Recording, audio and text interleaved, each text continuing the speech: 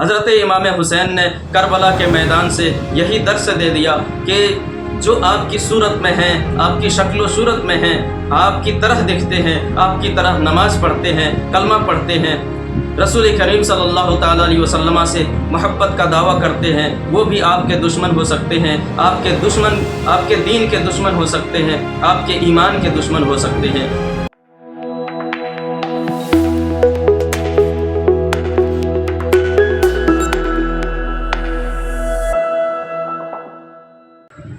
نحمده ونصلي ونسلم على رسوله محمد وآله وأصحابه أجمعين، أما بعد، فأعوذ بالله من الشيطان الرجيم، بسم الله الرحمن الرحيم، إن الحكم إلا لله، صدق الله مولانا العظيم۔ غریب و سادہ و رنگی ہے داستان حرم، غریب و سادہ و رنگی ہے داستان حرم، نہایت اس کی حسین ابتدا ہے اسماعیل۔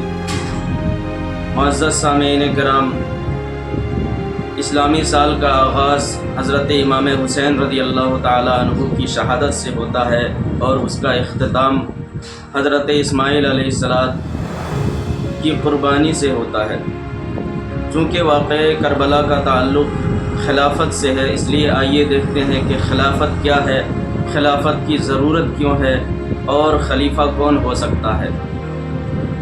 خلافت اللہ تعالیٰ کی نیابت و جانشینی ہے، جس کا قیام قانون الہی کے مطابق انتظام سلطنت کے لیے ہوتا ہے، تاکہ رعایا کو ظلم و استبداد کی صحبتوں سے آزاد کر کے عدل و انصاف کی پرسکون زندگی عطا کی جائے۔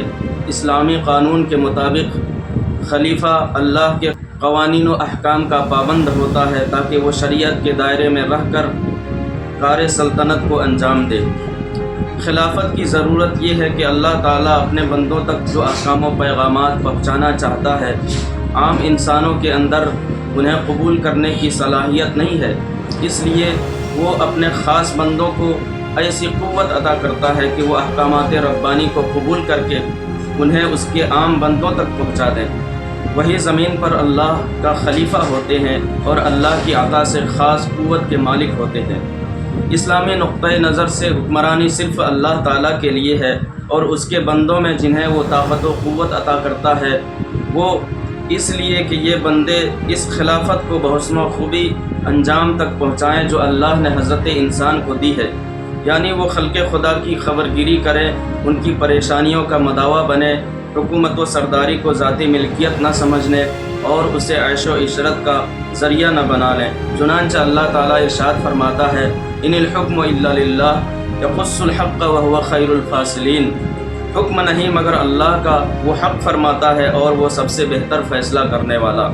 اسی طرح حضرت داؤد علیہ السلام کے بارے میں اللہ تبارک و تعالیٰ ارشاد فرماتا ہے، یا داؤد انا جعلناک خلیفۃ فی الارض فاحکم بین الناس بالحق ولا تتبع الہوی فیضلک عن سبیل اللہ۔ اے داؤد، بے شک ہم نے تجھے زمین میں نائب کیا تو لوگوں میں سچا حکم کر اور خواہش کے پیچھے نہ جانا کہ تجھے اللہ کی راہ سے بہکا دے گی۔ جو خلیفہ ہوگا وہ کسی کے بعد ہوگا اور اس کے امور سلطنت کو سنبھالے گا، خواہ وہ دین سے متعلق ہو یا دنیا سے۔ چنانچہ اللہ تعالیٰ ارشاد فرماتا ہے، وَالَّذِي جَعَلَكُمْ خَلَائِفَ فِي الْأَرْضِ، وہی ہے جس نے تمہیں زمین میں اگلوں کا جانشین کیا۔ اللہ تعالیٰ نے تخلیق آدم سے پہلے فرمایا، وَإِذْ قَالَ رَبُّكَ لِلْمَلَائِكَةِ إِنِّي جَاعِلٌ فِي الْأَرْضِ خَلِيفَةً، اور یاد کرو جب تمہارے رب نے فرشتوں سے فرمایا، میں زمین میں اپنا نائب بنانے والا ہوں۔ حضرت آدم علیہ السلام کی فضیلت جس چیز سے ظاہر کی گئی وہ علم ہے۔ فرمایا، وَعَلَّمَ آدَمَ الْأَسْمَاءَ، حضرت آدم کو تمام نام سکھا دیے۔ اس سے پتہ چلا کہ جو خلیفہ ہوگا اس کے لیے علم ضروری ہے، بے علم خلافت کا مستحق نہیں، کیونکہ اسے نہ تو اللہ کی معرفت حاصل ہو سکتی ہے اور نہ وہ بار امانت کو اٹھانے کے لائق ہے، اور نہ ہی اس کے اندر تخلیقات عالم کو تابع فرمان کرنے کا ہنر ہے۔ اس آیت کریمہ سے اس امانت ربانی کی اہمیت و عظمت کا اندازہ ہوتا ہے کہ اللہ تبارک و تعالیٰ ارشاد فرماتا ہے، اِنَّا عَرَضْنَا الْأَمَانَةَ عَلَى السَّمَاوَاتِ وَالْأَرْضِ وَالْجِبَالِ فَأَبَيْنَا أَن يَحْمِلْنَهَا وَأَشْفَقْنَ مِنْهَا وَحَمَلَهَا الْإِنسَانُ इन्नहु काना ज़लूमन जहूला, बेशक हमने अमानत पेश फरमाई आसमानों और ज़मीन और पहाड़ों पर, तो उन्होंने उसके उठाने से इनकार किया और उससे डर गए, और आदमी ने उठा ली, बेशक वो अपनी जान को मशक्क़त में डालने वाला बड़ा नादान है।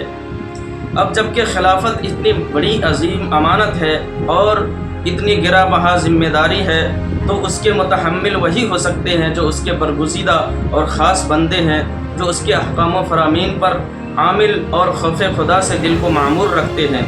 हर कोई इस अजीम ज़िम्मेदारी को नहीं उठा सकता। चुनांच अल्लाह तबारक व तआला ने रसूलान इज़ाम को इस ज़िम्मेदारी से सरफराज फरमाया, जिस तरह से हज़रत दाऊद अलैहिस्सलाम से फरमाया कि हमने तुम्हें ज़मीन में खलीफा बनाया। अब ये खिलाफत व सल्तनत और कार जहाँबानी किसको अता करना है और किसको अता नहीं करना है, ये अल्लाह ही के कब्ज़े कुदरत में है और वही उसका फ़ैसला फरमाता है। चुनांच आयत करीमा में बादशाहत अता करने और उसे छीन लेने के मुताल्लिक़ इरशाद फरमाता है, क़ुलिल्लाहुम्मा मालिकल मुल्क तुतिल मुल्क मा तशाउ व तंज़िउल मुल्क मिम्मा तशा। अर्ज़ कर, ए अल्लाह, मुल्क के मालिक, तू जिसे चाहे सल्तनत दे और जिससे चाहे सल्तनत छीन ले।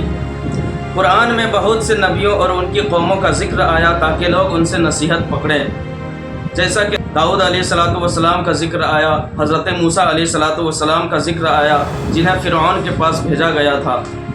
इसी तरह से क़ारून का ज़िक्र आया और बहुत सारी कौमों का ज़िक्र आया जो इस दुनिया से तबाह व बर्बाद करती गई और एक क़िस्सा पारिना बन गई।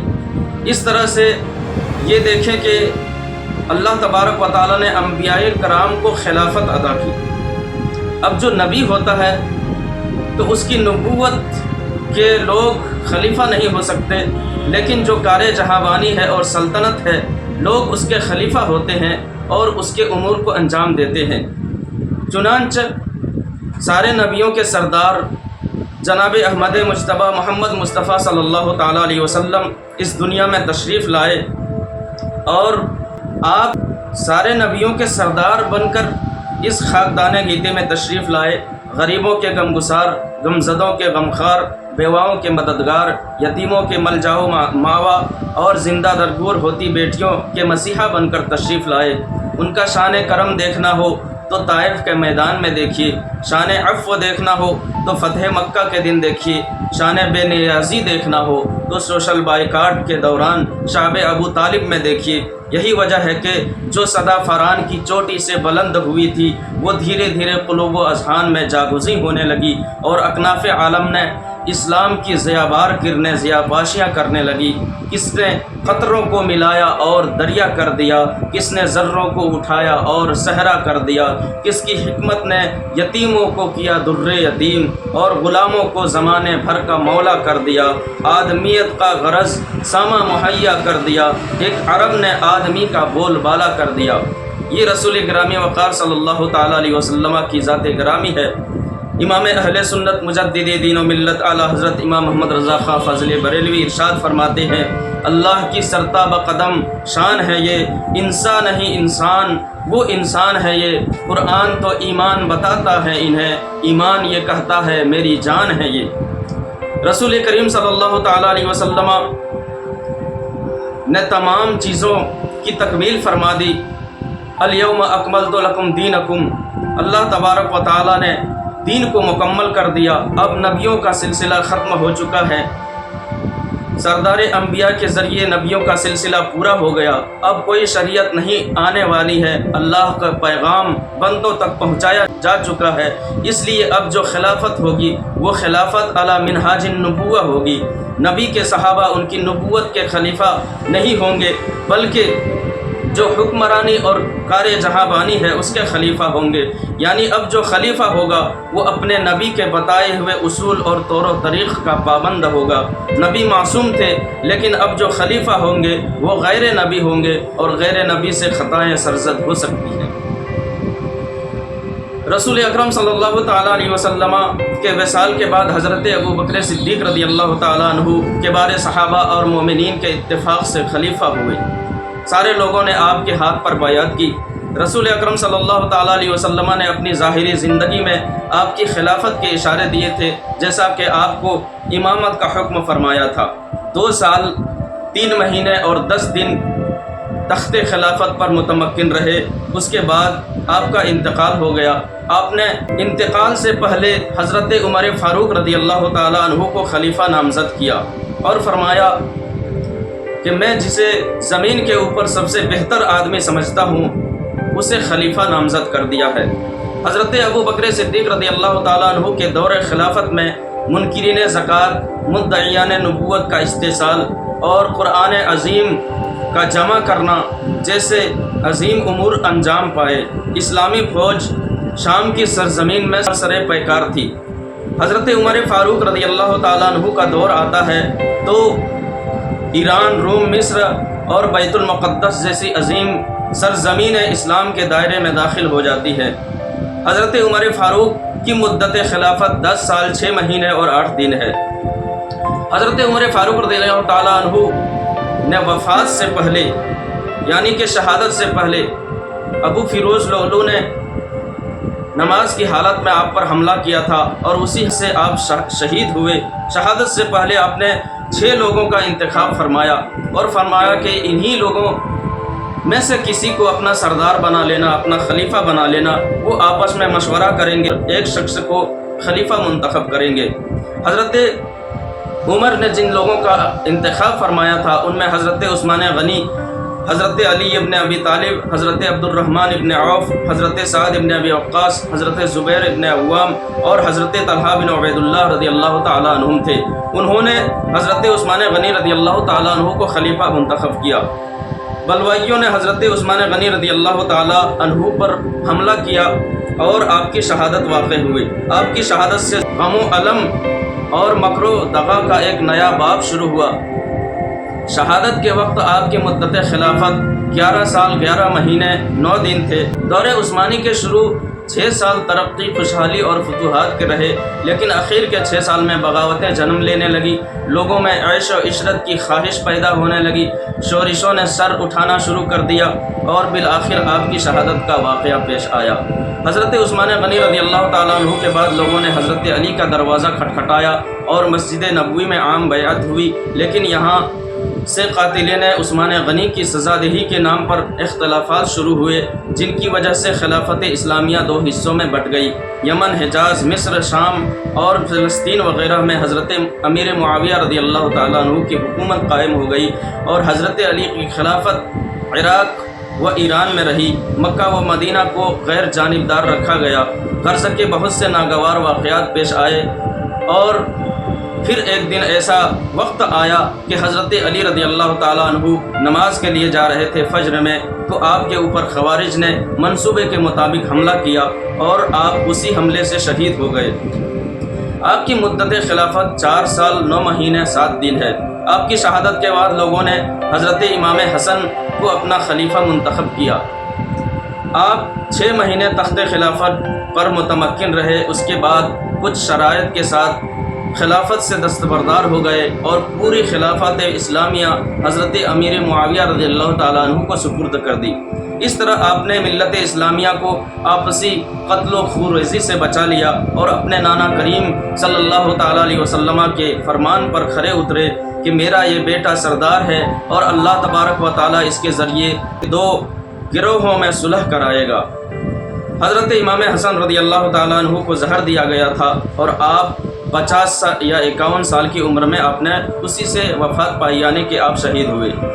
یہاں تک خلافت راشدہ تھی، اس کے خلفاء اپنے نبی کی راہ پر مکمل طور پر گامزن تھے، اور حدیث میں بھی ہے کہ خلافت میرے بعد 30 سال تک ہے، اس کے بعد بادشاہت ہے۔ اس سے پہلے جو خلیفہ ہوئے اہل رائے کے مشورے سے اور اکثر کے اتفاق سے ہوئے، لیکن حضرت امیر معاویہ کا دور جہاں سے شروع ہوتا ہے وہاں سے دولت اور طاقت کی بنیاد پر خلافتیں چلنے لگی اور بیعتیں ہونے لگی۔ حضرت امام حسن کی صلح کے بعد حضرت امیر معاویہ رضی اللہ تعالیٰ عنہ پوری اسلامی دنیا کے خلیفہ ہو گئے۔ مدت خلافت 19 سال اور کچھ مہینے ہیں۔ آپ وفات سے پہلے اپنے بیٹے یزید کو خلیفہ نامزد کر گئے۔ ایسا نہ تو خلافت راشدہ میں کبھی ہوا تھا، نہ کوئی اصول تھا، نہ یہ انتخاب کے طریقوں میں سے کوئی طریقہ تھا، نہ بڑے صحابہ میں خلیفہ اول، خلیفہ ثانی، خلیفہ ثالث کے دور میں کوئی ایسا طریقہ تھا، اس لیے اہل علم و فضل کے نزدیک یہ نامنظور تھا۔ یزید کے آتے ہی ایک بدامنی پھیل گئی اور یزید کو دو لوگوں سے زیادہ خوف تھا، ایک عبداللہ ابن زبیر تھے اور دوسرے حضرت امام علی مقام امام حسین رضی اللہ تعالیٰ عنہ۔ چنانچہ جبراً یزید کے کارندوں نے ان سے بیعت لینا چاہی اور بہت سارے ناگوار واقعات پیش آئے، جن میں مدینہ اور مکہ کی بے حرمتی ہے، خانہ کعبہ کی بے حرمتی ہے اور کربلا کا واقعہ بھی ہے۔ ان کی تفصیل بعد میں بیان کی جائے گی، لیکن بس یاد یہ رکھنا ہے کہ خلافت ایک عظیم ذمہ داری تھی جو عظیم لوگوں کے سپرد ہونی چاہیے تھی، لیکن یزید کے سپرد ہوئی جو ایک نااہل اور بدبخت تھا، گنہگار تھا، فاسق و فاجر تھا۔ تو یزید کے ہاتھ میں جب خلافت آ گئی تو ایسے ناگوار واقعات آئے جس سے انسان کے دل کانپ اٹھتے ہیں، خون کے آنسو روتے ہیں اور غم و اندوہ کا ایک عالم پیدا ہو جاتا ہے۔ یزید کی حکومت صرف 3 سال اور 8 ماہ کی رہی۔ یزید کی نسلیں مٹ گئی، اس کا نام جب بھی لیا گیا تو برائی کے ساتھ، گالی کے ساتھ یا ظلم کے ساتھ لیا گیا، لیکن حضرت امام حسین رضی اللہ تعالیٰ عنہ کا جب بھی نام لیا گیا تو ادب و تہذیب کے ساتھ نام لیا گیا، اچھائی کے ساتھ نام لیا گیا، اور رسول اکرم صلی اللہ تعالیٰ علیہ وسلم نے فرمایا تھا کہ حسن اور حسین جنتی نوجوانوں کے سردار ہیں۔ اسی طرح اللہ کے رسول نے ارشاد فرمایا تھا کہ حسین مجھ سے ہے اور میں حسین سے ہوں۔ غرض کے بہت بڑی فضیلتیں ہیں۔ حضرت امام حسین نے ساری فضیلتیں بیان کی تھی کربلا کے میدان میں، لیکن ظالموں نے ایک نہ سنی اور حضرت امام حسین کی شہادت کا واقعہ پیش آیا۔ بتانا مقصود یہ ہے کہ یزید کی سلطنت کچھ دن باقی رہے اور اس کے بعد کا دور ایسا آیا کہ اس کا بیٹا معاویہ ابن یزید کو تخت پر بٹھا دیا گیا۔ وہ بہت ہی نیک اور پرہیزگار تھا۔ باپ تو بڑا ظالم اور نادان تھا، لیکن بیٹا بہت پرہیزگار اور متقی تھا۔ وہ کچھ دنوں تک، صرف 1 مہینہ یا 40 دن تخت خلافت پر بیٹھا، اس کے بعد وہ بیمار بھی رہا کرتا تھا۔ اس نے لوگوں سے کہا کہ میں نے پہلے ہی اس سے انکار کیا تھا، لیکن تم لوگوں نے مجھے خلیفہ بنا دیا۔ پھر جب وہ خلافت سے دستبردار ہونے لگا تو لوگوں نے کہا کہ آپ اپنے بعد کسی کو خلیفہ نامزد کر جائیے۔ اس نے کہا کہ میں نے سوچا کہ کوئی ایسا شخص پا جاؤں جو حضرت عمر فاروق رضی اللہ تعالیٰ عنہ کی شان کے ہو تو میں اسے خلیفہ نامزد کر دوں، تو میں نے ایسا کوئی شخص نہیں پایا۔ پھر میں نے سوچا کہ جس طرح حضرت عمر فاروق نے 6 لوگوں کا انتخاب کیا تھا، ایسے 6 لوگوں کا انتخاب کر دوں اور وہ آپس میں کسی ایک کو خلیفہ بنا دیں، تو میں نے ایسے 6 لوگوں کو بھی نہیں پایا۔ میں خلافت کو چھوڑتا ہوں، اب تم جسے چاہو اپنا خلیفہ بنا لو۔ اس طرح سے معاویہ ابن یزید گوشہ نشین ہو گیا، دروازہ بند کرا لیا۔ اس طرح سے یزید کی خلافت کا زوال شروع ہوا۔ وہ مر چکا تھا، اس کا بیٹا بھی مر گیا۔ اس کے بعد جو خلافت بنو امیہ میں چلی، علامہ عبد الرحمن ابن خلدون فرماتے ہیں، مقدمہ ابن خلدون میں فرماتے ہیں کہ خلافتوں کو برقرار رکھنے میں قومی عصبیت کا بہت بڑا دار و مدار ہوتا ہے۔ تو یہاں دیکھیں کہ حضرت عثمان غنی رضی اللہ تعالیٰ عنہ کے قاتلین سے بات شروع ہوئی تھی اور خلافت بنو امیہ کا قیام ہوا۔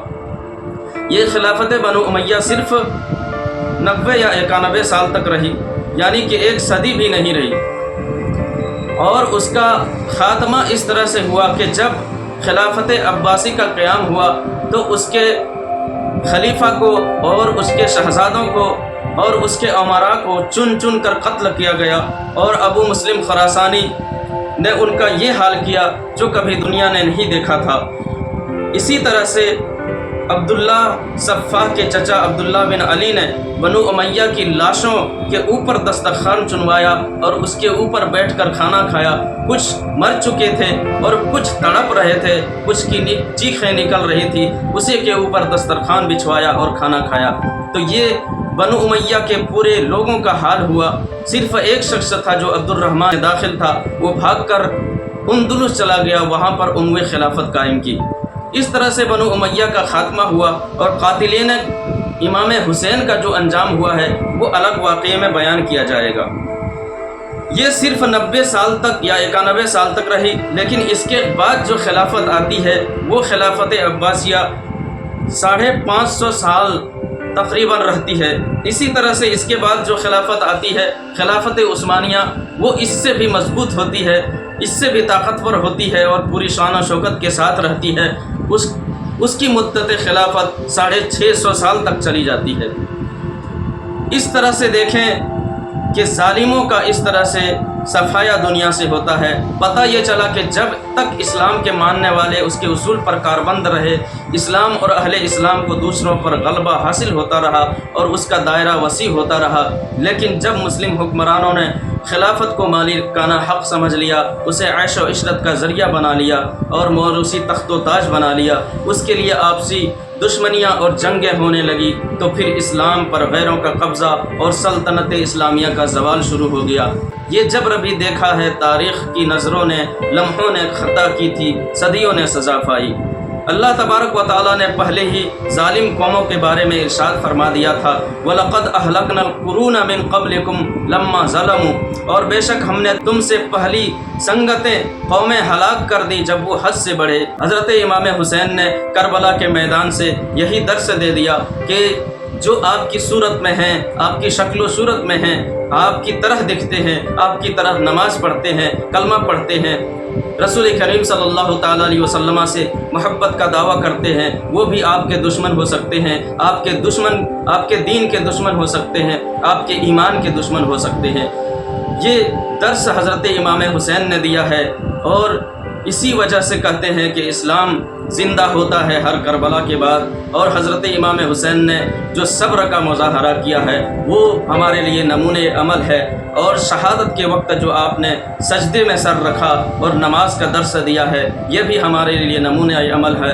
ہمیں اس سے سبق حاصل کرنا ہی چاہیے، لیکن ہمیں اس سے بھی سبق حاصل کرنا چاہیے کہ جہاں ظلم و زیادتی ہو، جہاں بغاوت ہو، اس کا ہمیں ساتھ نہیں دینا چاہیے، کیونکہ یہاں صرف 72 مسلمان، کچھ بچے تھے، کچھ جوان تھے، عورتیں تھیں اور بیمار زین العابدین تھے، لیکن ادھر ایک بڑی فوج تھی۔ تو یہاں پر طاقت اور دولت تھی، حکومت تھی جو حضرت امام حسین کے مقابلے میں کھڑی تھی، لیکن حضرت امام حسین نے سر دے دیا لیکن ہاتھ نہیں دیا۔ یہ سبق دیا ہے حضرت امام حسین نے کہ جب ظلم و زیادتی کی بات آئے تو حضرت امام حسین کی طرف قائم رہنا، کھڑے ہو جانا، لیکن ظالموں کے آگے سر نہ جھکانا۔ آج دیکھیں کہ آج جب ظلم و زیادتی ہوتی ہے تو لوگ اس کے ساتھ کھڑے ہو جاتے ہیں، لیکن حق کا ساتھ دینے والے کم لوگ ہوتے ہیں۔ یہی ہمیشہ سے ہوتا چلا آ رہا ہے اور آج بھی ہوتا چلا جا رہا ہے۔ آج جو حق کے ساتھ کھڑا ہو گیا وہی یہاں بھی کامیاب ہے اور اللہ تبارک و تعالیٰ کے نزدیک کامیاب ہے، لیکن جو ظلم و زیادتی کا ساتھ دے رہا ہے، جو دولت و ثروت کی وجہ سے ظلم کے حق میں ہے، ظلم کی مدد کر رہا ہے، وہ اس دنیا میں بھی برا ہے اور کل قیامت کے دن اللہ تبارک و تعالیٰ کی بارگاہ میں جواب نہ دے سکے گا۔ اس لیے آپ دیکھیں کہ زیادتی تو ظلم والوں کی ہو جاتی ہے، اس کی جیت دنیا کی نظروں میں ہو جاتی ہے، لیکن اللہ تعالیٰ کے نزدیک اس کی جیت نہیں ہوتی۔ اسی لیے ہمیں اس سے سبق جہاں لینا چاہیے وہیں یہ بھی کوشش کرنی چاہیے کہ ہم ظلم کا ساتھ نہ دیں۔ وہاں پر دولت و ثروت اور حکومت ہے جو حضرت امام حسین کے خلاف کھڑی ہے، لیکن سارے مسلمانوں کے دل ایسا نہیں ہو سکتا کہ سب حضرت امام حسین کے خلاف ہے، بلکہ دلوں میں حضرت امام حسین کی عظمت و محبت ہے، لیکن طاقت و ثروت کا مقابلہ ہر کوئی نہیں کر سکتا۔ وہاں پر صرف چند لوگ تھے، لیکن بہت سے معزز صحابہ کرام تھے، بہت سے مسلمان تھے جو مدینے میں مقیم تھے، اور بہت سی جگہوں پر تھے جو حضرت امام حسین رضی اللہ تعالی عنہ کی عظمت دلوں میں بیٹھائے ہوئے تھے، رسول اکرم صلی اللہ تعالیٰ علیہ وسلم کی سنت پر چلنے والے تھے، آپ کے اصول پر عمل کرنے والے تھے، رسول کریم صلی اللہ تعالیٰ علیہ وسلم سے سچی محبت کرنے والے تھے۔ تو یہ درس حضرت امام حسین رضی اللہ تعالیٰ عنہ نے جو ہمیں دیا ہے وہ ہمیں مضبوطی سے پکڑ لینا چاہیے، اور جو حکومتیں اور قومیں ہیں یہ آتی جاتی رہتی ہیں، طاقتوں کا عروج و زوال ہوتا رہتا ہے، اسی لیے شاعر نے کہا ہے کہ تو اپنی طاقت و قوت پہ یوں غرور نہ کر، تو اپنی طاقت و قوت پہ یوں غرور نہ کر، ہر ایک عروج کا ہم نے زوال دیکھا ہے۔ حضرت امام حسین رضی اللہ تعالیٰ عنہ نے جو صبر اور نماز کا درس دیا ہے وہ بھی ہمیں مضبوطی سے تھام لینا چاہیے۔ ہو سکے تو لائیے دونوں جہاں میزان میں، ہو سکے تو لائیے دونوں جہاں میزان میں، میں نے ایک سجدہ زمین کربلا سے لے لیا، میں نے ایک سجدہ زمین کربلا سے لے لیا۔